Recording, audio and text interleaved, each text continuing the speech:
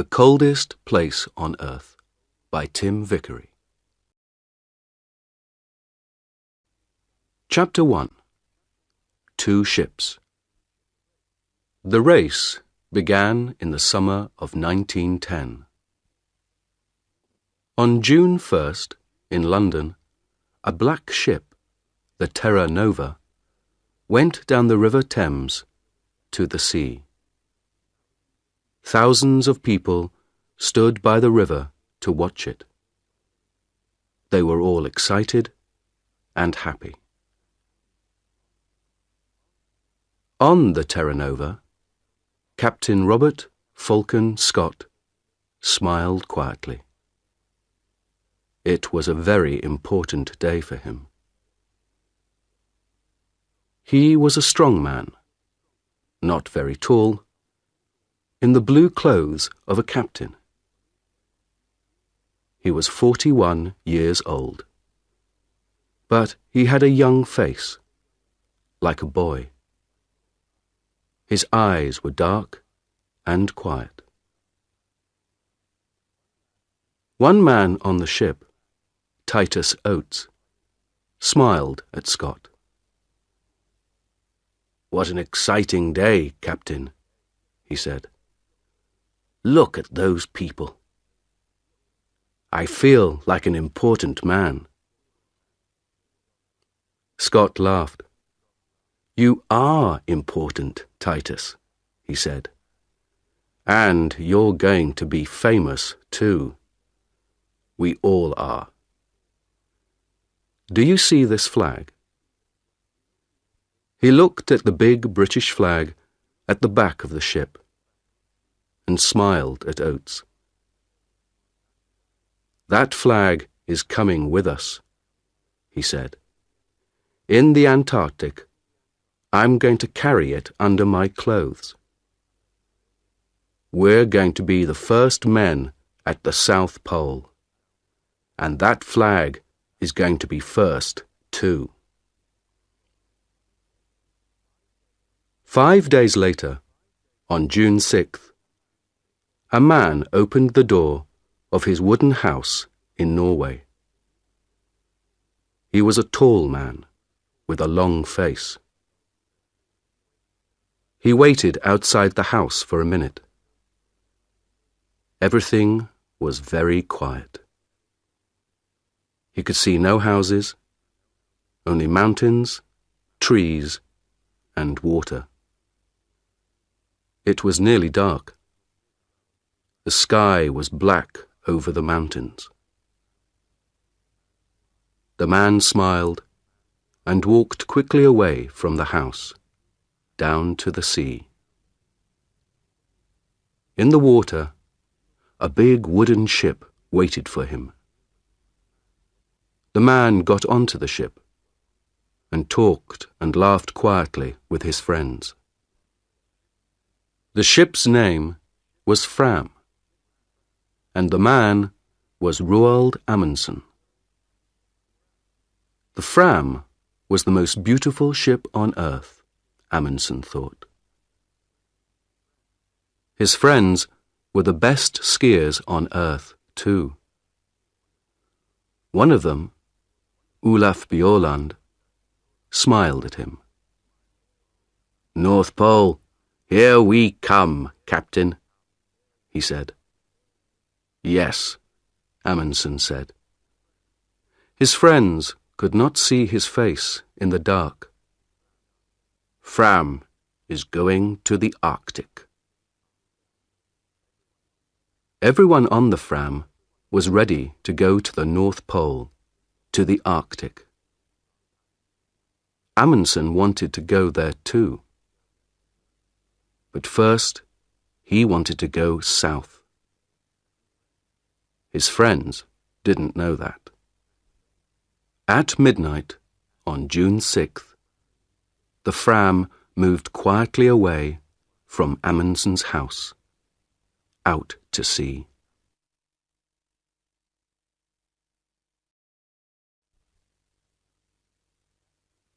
Chapter 2. The Race. The Fram went to an island in the south of Norway. It was a very little island with only one small wooden house, 2 trees, and nearly 100 dogs. "Look at that," Bjaaland said. "It's an island of dogs. There are dogs in the water, near the trees, on the house, dogs everywhere." 2 men came out of the house. "Hassel! Lindström!" Amundsen said. "It's good to see you. How many dogs do you have for me?" 99, Roald," said Hassel. "The best 99 dogs from Greenland. And they're very happy. They don't work, they just eat and play all day. They're having a wonderful summer here." "Good, good," Amundsen laughed. "But that's finished now." "Hey, Bjaaland, stop laughing. Come down here and help me. Let's get all these dogs onto the ship." It was not easy. The dogs were fat and strong, and they didn't want to go on the ship. But at last, after 3 hours' hard work, all 99 were on the ship, and the Fram went out to sea again. The men were not happy. The weather was bad, the dogs were dirty, and some of the men were ill. They began to ask questions. "Why are we bringing dogs with us?" asked one man, Johansson. "We're going thousands of kilometers south, past Cape Horn, and then north to Alaska. Why not wait and get dogs in Alaska?" "Don't ask me," said his friend Helmer Hansen. "I don't understand it." The men talked for a long time. Then, on September 9th, Amundsen called everyone to the back of the ship. He stood quietly and looked at them. Behind him was a big map. It was not a map of the Arctic. It was a map of Antarctica. Bjaaland looked at Helmer Hansen and laughed. Then Amundsen began to speak. "Boys," he said, "I know you are unhappy. You often ask me difficult questions, and I don't answer. Well, I'm going to answer all those questions now, today. We began to work for this journey 2 years ago. Then, we wanted to be the first men at the North Pole. But last year, Perry, an American, found the North Pole. So, America was first to the North Pole, not Norway. We're going there, but we're too late." "I don't understand this," Bjaaland thought. "Why is Amundsen talking about the North Pole, with a map of Antarctica behind him?" Amundsen stopped for a minute, and looked at all the men slowly. No one said anything. "We have to go a long way south before we get to Alaska," he said. "Very near Antarctica, you know. And Captain Scott, the Englishman, is going to the South Pole this year. He wants to put his British flag there. An American flag at the North Pole, a British flag at the South Pole." Bjaaland began to understand. He started to smile and couldn't stop. He was warm and excited. "Well, boys," Amundsen said slowly, "do we want the British to put their flag at the South Pole first? How fast can we travel? We have a lot of dogs, and some of the most wonderful skiers on earth. Bjorland here is the best in Norway. So, I have an idea, boys. Let's go to the South Pole and put the Norwegian flag there before the British. What do you say?" For a minute or two, it was very quiet. Amundsen waited, and the men watched him and thought. Then Bjorland laughed. "Yes," he said, "why not? It's a ski race, isn't it? And the English can't ski. It's a wonderful idea. Of course. Let's go."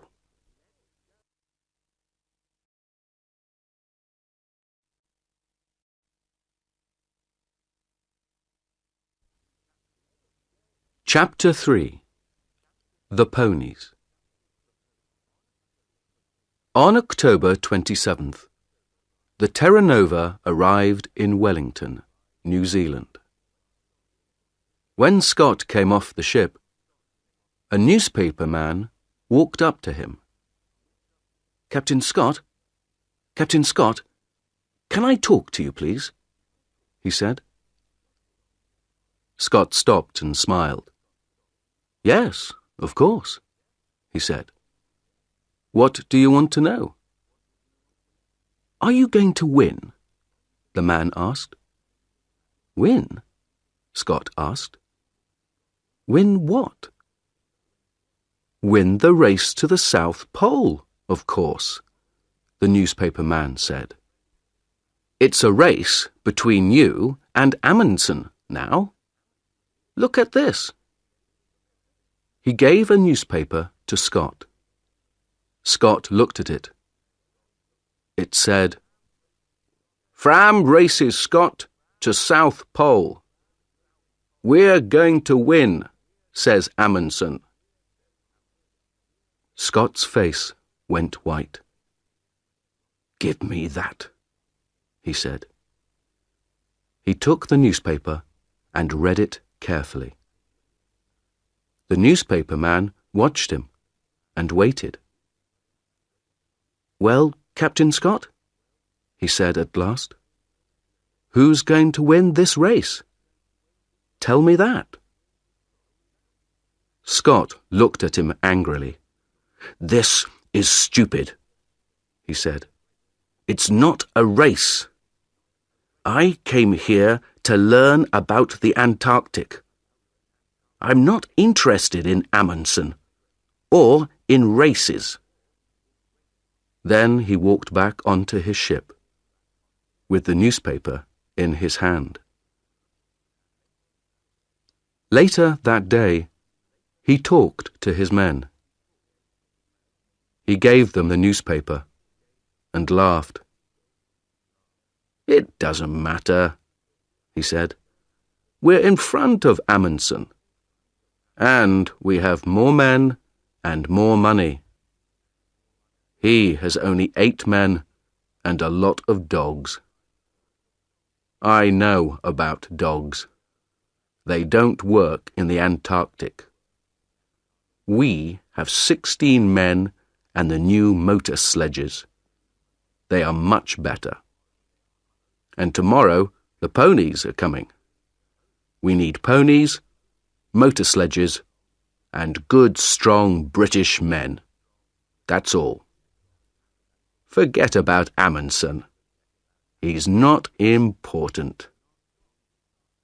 Scott asked Oates to look after the ponies, but he did not let Oates buy them. When Oates first saw the ponies in New Zealand, he was very unhappy. Most of the ponies were old. and some of them were ill.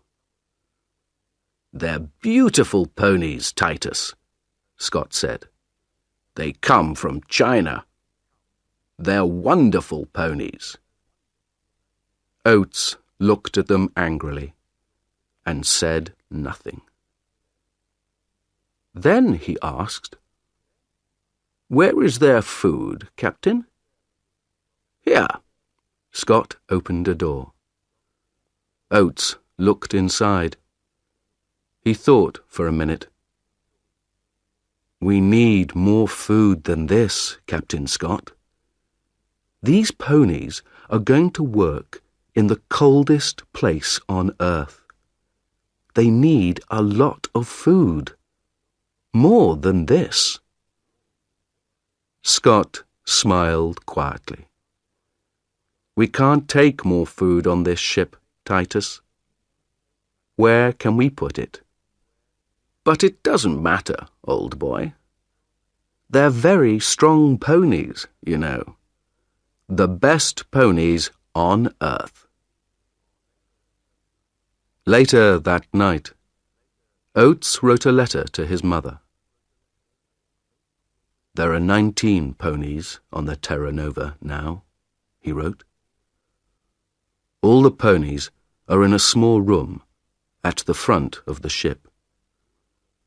We eat our food in the room under the ponies, so our table is often wet and dirty. Scott makes a lot of mistakes, I think. And Antarctica is a very dangerous place."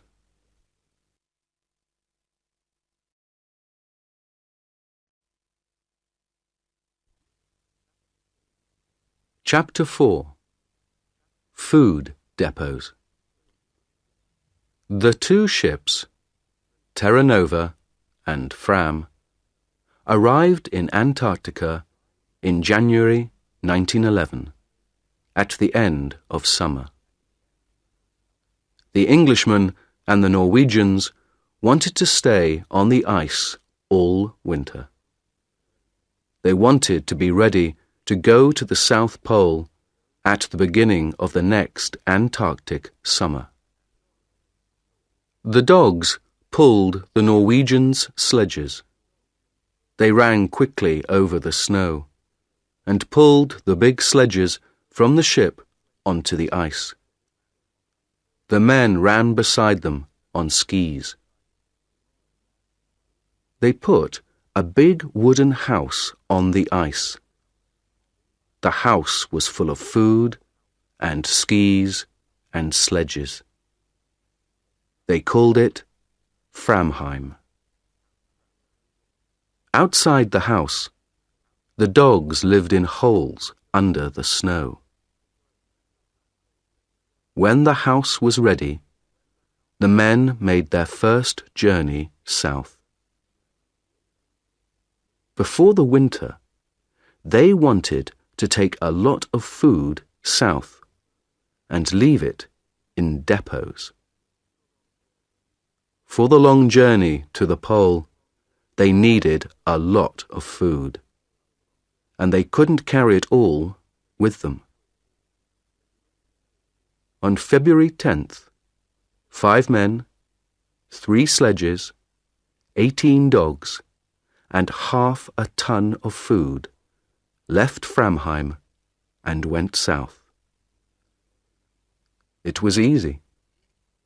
The weather was warm for the Antarctic, between -7 degrees centigrade and -17 degrees centigrade. The snow was good, and the dogs and skis went fast. They went 50 or 60 kilometers every day. After 4 days, they reached 80 degrees south and made the first depot. Amundsen made his depot very carefully. It was very important to find it again next summer. So he put a big black flag on top.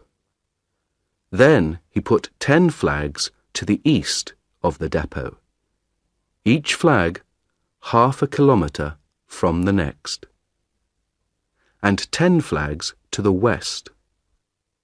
So, there were flags for 5 kilometres to the left of the depot and 5 kilometres to the right. Then they went back to Framheim and took some more food south, this time to 82 degrees south. This time it was harder. The temperature was sometimes minus 40 degrees centigrade, and there were strong winds with a lot of snow. The dogs and men were very tired, and the tents and boots were bad. At the second depot, they put out 60 flags to help them find it again. They came back to Framheim on March 23rd. It was nearly winter in the Antarctic. Their ship, Fram, was far away now, near South America. They were alone on the ice. Oates went with Scott to make the first British depot.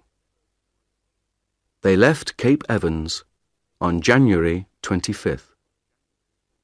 There were 13 men, 8 ponies, and 26 dogs. The dogs were faster than the ponies. They ran quickly over the top of the snow, but the ponies' feet went through it. Every morning, the ponies started first, and the dogs started 2 hours later, because they ran faster.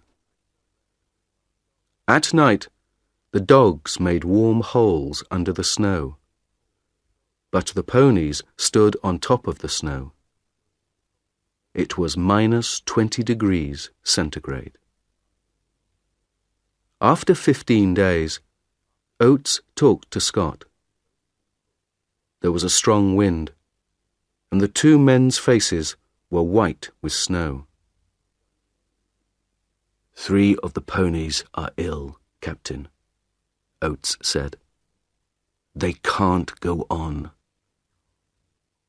"Don't be stupid, Oates," Scott answered.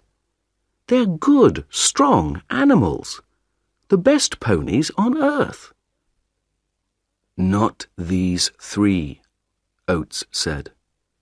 "They're ill and unhappy, and now they can't walk. Let's kill them and leave the meat here in the snow.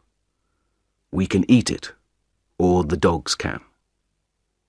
"Of course not," Scott said angrily. "These ponies are our friends.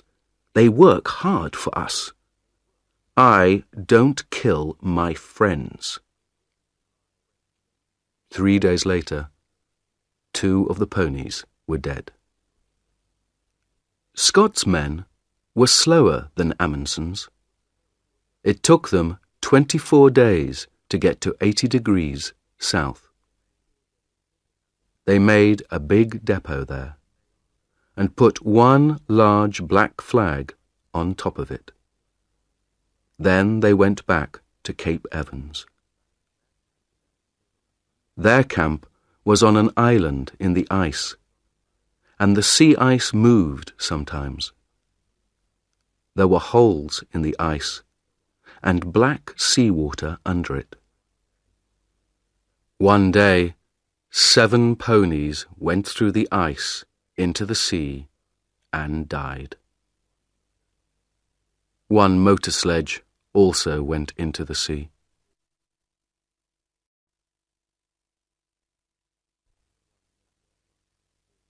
Chapter 5. A long, cold winter. It was dark for 4 months. Outside the wooden house at Framheim, it was often minus 60 degrees centigrade. The dogs lived in warm holes under the snow. The men stayed in the house and worked in their rooms under the snow. The skis and sledges came from the best shops in Norway, but Bjaaland wasn't happy with them. He changed a lot of things on the skis and sledges. Soon, the sledges were stronger than before.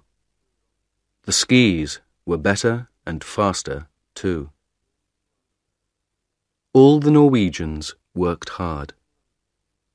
They looked after their dogs and worked on their equipment, the sledges, skis, tents. Every day they thought about their journey to the pole and talked about it. And every day Amundsen thought about Scott. One day, in midwinter, he talked to his men. "Let's start early, before Scott," Amundsen said. "Remember, Scott has more men than us, and he has motor sledges too. Perhaps they can go faster than us." Bjaaland laughed. "Oh no, they can't go faster than me," he said. "On snow, nothing can go faster than a good man on skis." "We don't know," Amundsen said. "You're the best skier in Norway, but you get tired, and dogs get tired too. Motor sledges don't get tired. They can go all day and all night." Johansen laughed angrily. "That's stupid," he said. "Perhaps the motor sledges can go all night, but the Englishmen can't." "The English can't win, Roald. They don't understand snow, but we do. And they're too slow." "Perhaps," Amundsen said, "but I want to win this race. So we're going to start early. Do you understand?" It was quiet and warm inside Framheim.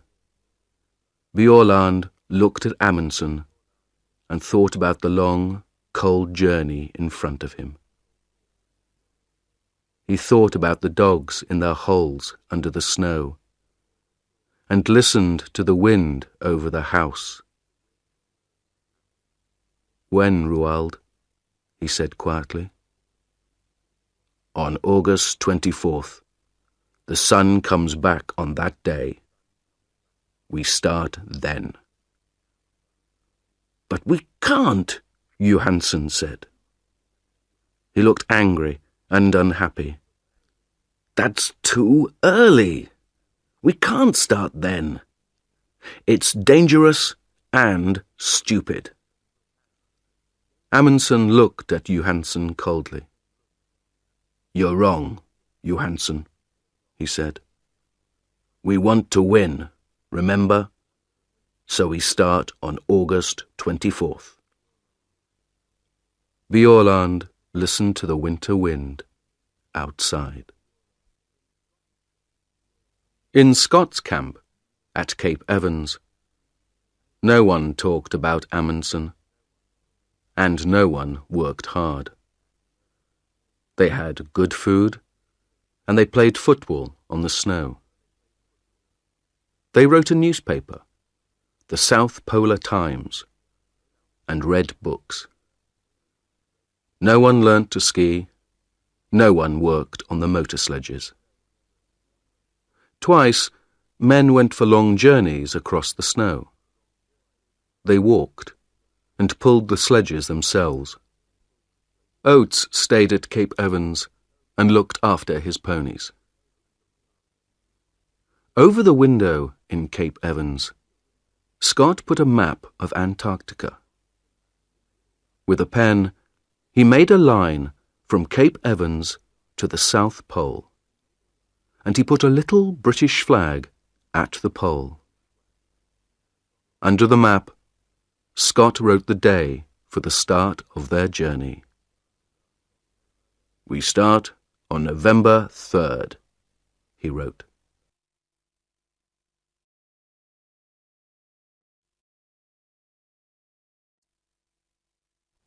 Chapter 6. A Bad Start. On August 23rd, the Norwegian sledges were ready.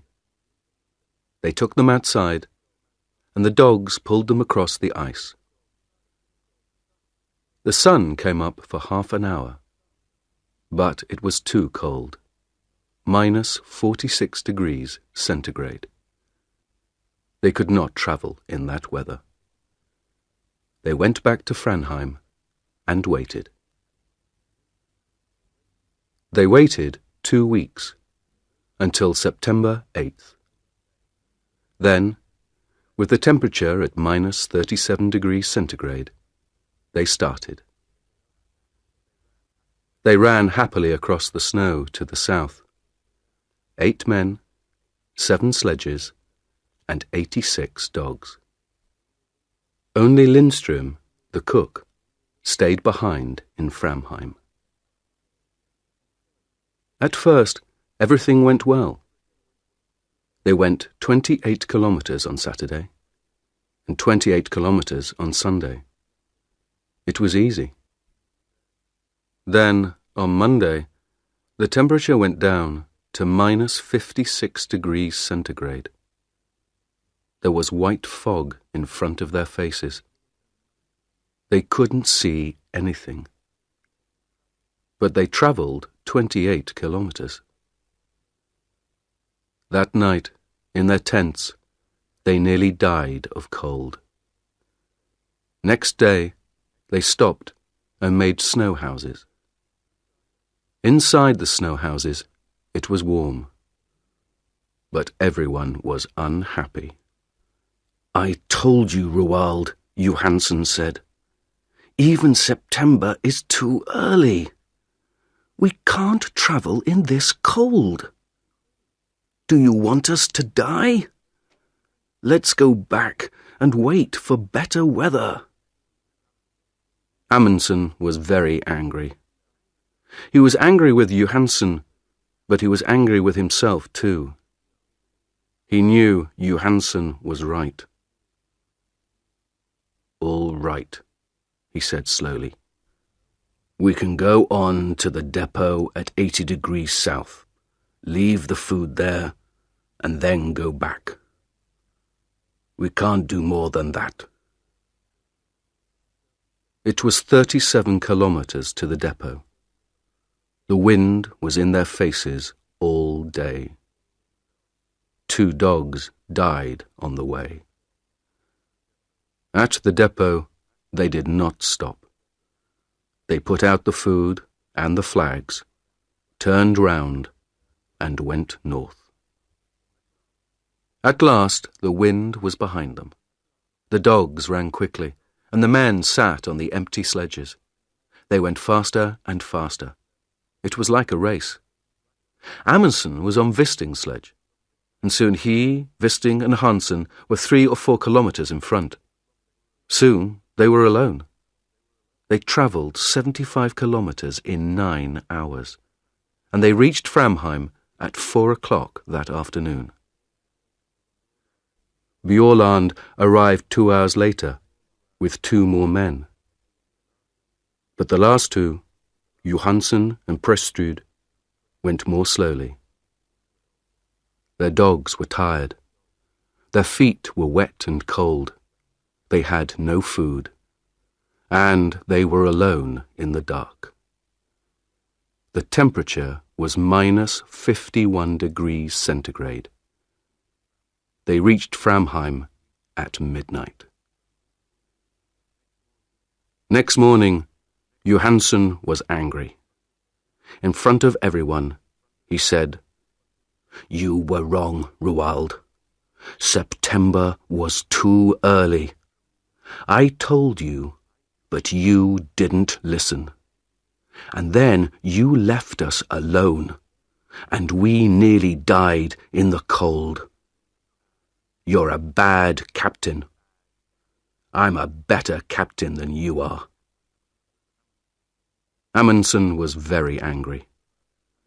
But, at first, he said nothing, because he knew that Johansen was right. Then, that evening, he gave a letter to Johansen. It said, "You aren't coming to the pole with me. When I go south, you can take some dogs and go east to King Edward VII's land. You can go with Prestrud and Stubberud. You can be the first men to go there, but not to the South Pole." The Norwegians stayed in Framheim and waited. They lay in bed, listened to the wind outside, and thought about Scott and his motor sledges.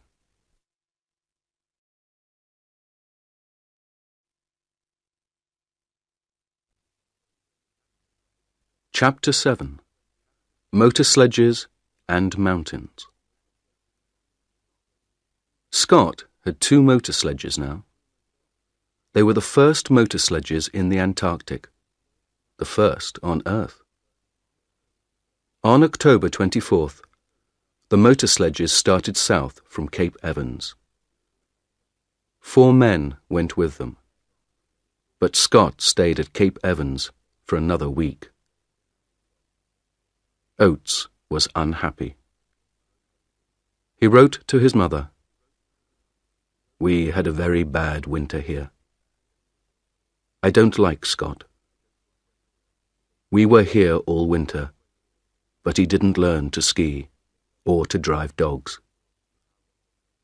Our equipment is bad, and he doesn't think about other people. I'm going to sleep in his tent on the journey, but I don't want to." On November 1st, Scott and Oates and 6 more men left Cape Evans with 8 sledges and 8 ponies. The ponies walked slowly because their feet went down into the snow. It was hard work for them, and they got tired very quickly. They travelled 13 or 14 kilometres in a day. Behind the ponies came Mears with 1 sledge and some dogs. Mears knew how to drive dogs. Every day, Mears started 2 hours after the ponies and arrived 2 hours before them. After 5 days, they found the motor sledges. The Norwegians began again on October 20th. There were 5 men this time: Amundsen, Bjaaland, Wisting, Hassel, and Hansen. They had 4 sledges and 48 dogs. There was a lot of wind and fog. On the first day, Wisting's sledge suddenly stopped, and the back went down. "Come on, you dogs," he said angrily. "Pull, pull." At first, nothing happened. Then, slowly, the sledge moved again. Wisting looked down over the side of the sledge. Under the snow, there was a 50-metre hole. "Did you see that?" Amundsen said. "The ice wants to eat us. Men, dogs, sledges, everything." On the 4th day, they reached the depot at 80 degrees south. There was a bad snowstorm, but they found the flags easily. Next day, the men stayed in their tents, and the dogs played in their holes under the snow. They were all happy. They had a lot of food, they had good equipment, and they were warm. They could travel fast. Next morning, the snowstorm stopped, and the journey began again. Today, everything is wonderful, Bjaaland wrote in his diary. But where is Scott? In front of us or behind? There was no one with the motor sledges. They were broken. Scott looked at them angrily. "It doesn't matter," he said. "Teddy Evans and his men are in front of us. They're good men. They're pulling their sledges themselves. We can get to the pole on foot." Oates looked at Mears. Oates and the ponies were tired, but Mears and his dogs were not. The snow was home for them. That night, Oates wrote, 3 motor sledges at £1,000 each. 19 ponies at £5 each. 32 dogs at £1.50 each. Well, it's not my money, it's Scott's. On November 21st, one of the ponies died. On November 11th, the Norwegians saw the mountains. The mountains were very high, some of the highest on earth. Bjaaland smiled. "There is good skiing up there, Roald," he said. "But can dogs get up there too?" "Of course they can," Amundsen said. "Come on." They left Hansen with the dogs and skied a little way up the mountains. It was difficult, but the mountains were big and beautiful. Behind the mountains, Amundsen thought there was a high plateau of ice. "That's it," Amundsen said. "That's the road to the pole. Tomorrow we can bring the dogs and sledges up here. But now, let's have a ski race. Who can get back to camp first?" They laughed and skied happily down the white snow.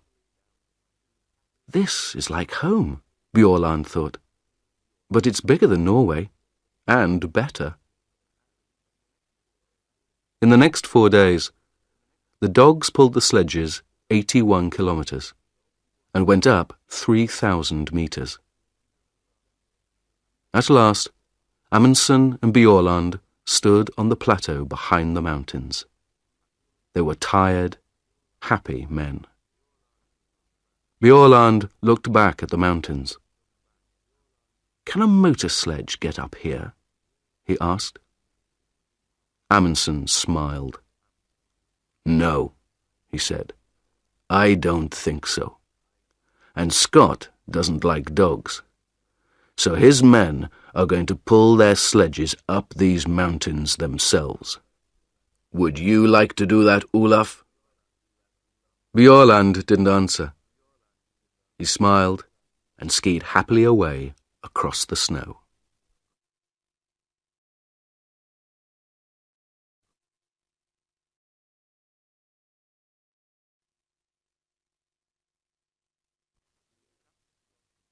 Chapter 8. Across the Plateau. On November 21st, the Norwegians killed 30 dogs. "They were happy," Amundsen said, "and now they're going to die quickly. We need 3 sledges and 18 dogs to go to the pole." When the dogs were dead, the other dogs ate them. The men ate them too. They were good friends, Bjaaland wrote in his diary. And now they are good food. 2 days later, the dogs were fat. Then, in a snowstorm, they began their journey again. After the snowstorm, there was fog, and in the fog, they got lost on an ice river with hundreds of big holes in it. They could see nothing, and it was very dangerous. In 4 days, they moved 9 kilometers.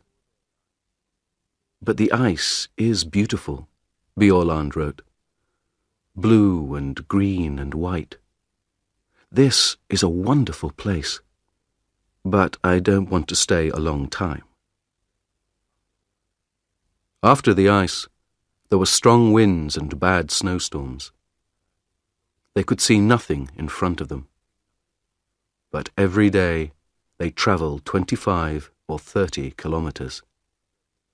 Then, on December 9th, the sun came out. They were at 88 degrees, 23 minutes south, 175 kilometres from the pole. 5 more long days, Bjaaland wrote. That's all now. But where is Scott? For 4 days, Scott's men stayed in their tents near the mountains. There is a bad snowstorm outside, Oates wrote.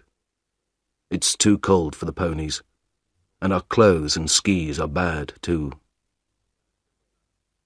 On December 9th, Oates killed the ponies. They were tired and ill, and they could not walk up to the plateau. Then Mears and his dogs went back to Cape Evans. We can pull the sledges ourselves, Scott said. We can do it. We're all strong men. There were 2 sledges and 8 men. They went 24 kilometres a day. On December 31st, Scott said to Teddy Evans and the men on the second sledge, You can't ski well. Leave your skis here. So they pulled their sledge 24 kilometres without skis. Next day, Scott went to Teddy Evans's tent. You're ill, Teddy, he said. You can't come to the pole. Take 2 men and go back. Tomorrow. Teddy Evans was very unhappy. 2 men, Captain, he said. Why not 3? Because Bowers is going to come with me, Scott said. He's strong. We need him. But you have food on your sledge for 4 men, not 5, Evans said. And Bowers has no skis. I'm the captain, Teddy, Scott said. You do what I say. Take 2 men and leave Bowers with me. Oates wrote to his mother. I'm going to the pole with Scott. I am pleased and I feel strong. But in his diary he wrote, My feet are very bad. They are always wet now, and they don't look good. On January 4th, Scott's men left Teddy Evans and went on. Scott, Oates, Wilson and Edgar Evans had skis, but Bowers did not. They were 270 kilometres from the pole. December 14th, 1911, was a warm, sunny day. 5 Norwegians skied over the beautiful white snow. It was very quiet. No one spoke. They were excited and happy. 6 more kilometres, Bjaaland thought. Is there a British flag? I can't see a flag, but... Look, Hassel said. What's that over there? Bjaaland left his sledge and skied quickly away over the snow. What is it? He thought. Is it... No. It's nothing, he called. There's nothing there. Nothing. 3 kilometres. 2. Roald, Hansen called to Amundsen. Go in front of me, please. It helps my dogs. That's not true, Bjaaland thought. His dogs are running well today. But Hansen wants Amundsen to be first. The first man at the South Pole. They skied on and on, over the beautiful snow. Stop, Amundsen said. He waited quietly for his men. "This is it," he said. Bjaaland looked at him. "But there's nothing here," he said. Amundsen smiled. "Oh, yes, there is," he said. "There's something very important here, Olaf. Very, very important." "What's that, Roald?" "Us. We're here now. Isn't that important, Olaf?" The four men stood on the snow and looked at him. Then, slowly, they all began to laugh.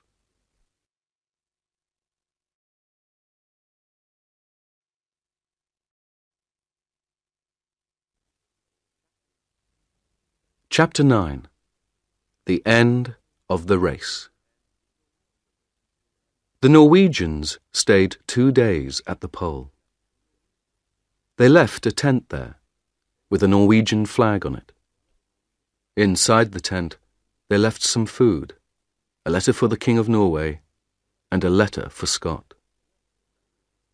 They left some more black flags near the pole, and one 28 kilometers north. Then they skied away, back to the north. "It's a beautiful day," Bjaaland wrote. "The sun is warm, the snow is good. But the dogs run too quickly. I can't get in front of them." They found their depots easily. There were 10 between the pole and Framheim. Each depot had a lot of food. They laughed and skied quickly down the mountains. Often they skied 50 kilometers a day. On Friday, January 26th, 1912, they came back to Framheim. It was 4 o'clock in the morning. Inside the wooden house, Lindström, the cook, was asleep. Amundsen walked quietly to his bed. "Good morning, Lindström," he said. "Is our coffee ready?" The black flags waited at the pole. "What's that, Captain?" Bowers said. "Over there." "Where?" Scott asked. "What? Oh, my God." They all saw the small black flag in the snow, 2 kilometers in front of them. Slowly, they pulled their sledge to it. Next day, January 17th, 1912, they found the tent and the Norwegian flag. Near it, Scott took the British flag from under his clothes and put it up. In his diary, Scott wrote, "This is a very bad day. We are all tired and have cold feet and hands. It is minus 30 degrees centigrade, and there is a snowstorm. Great God, this is an awful place." They turned north. 5 tired, unhappy men in the coldest, emptiest place on earth. On March 13th, 1912, Scott's wife, Kathleen, looked at her morning newspaper. "Norway's flag at South Pole," it said. She looked at it for a long time, and then began to cry. "What's the matter?" her friend asked. "My poor, poor husband," Mrs. Scott said. "What's happened to him? Where is he now?" Scott's men were always hungry. There were not many depots, and they were difficult to find. "We need to find the next depot today," Oates wrote. But how can we find one black flag in all this snow? It's very difficult. And there is food for 4 men, not 5. They were all tired and ill, too. Oates's feet were black now, and he could not feel them. On February 16th, Edgar Evans died. On the 17th, they were past the mountains. At the depot there, they ate one of the dead ponies. Then they went on.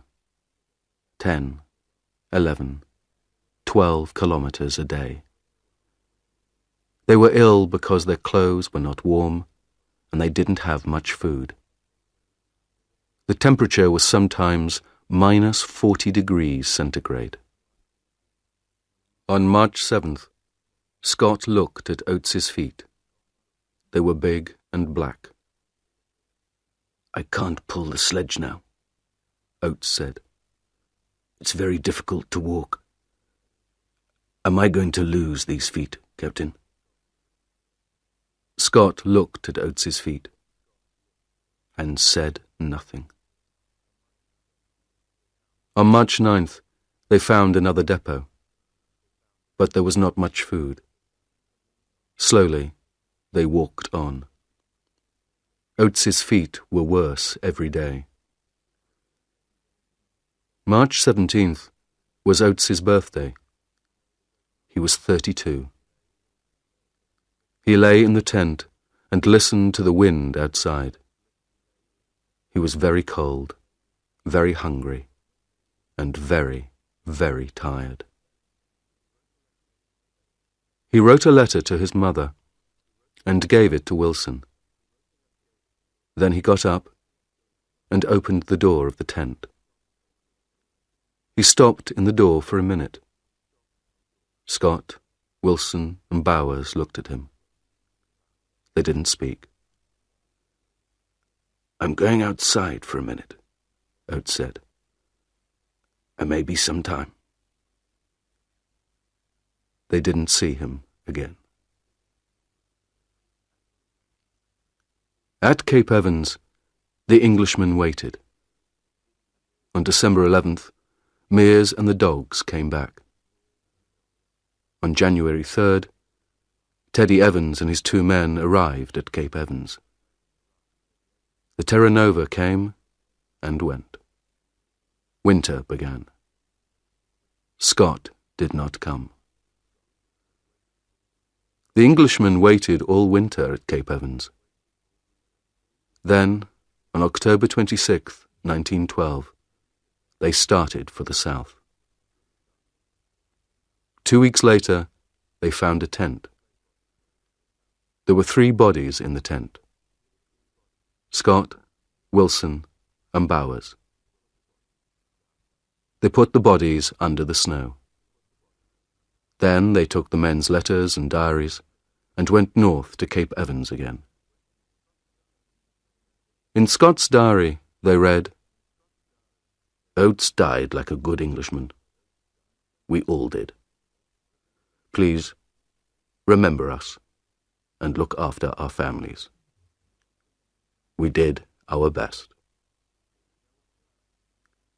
No one found Oates's body, but he is there, somewhere, under the snow and the wind, in the coldest, emptiest place on earth.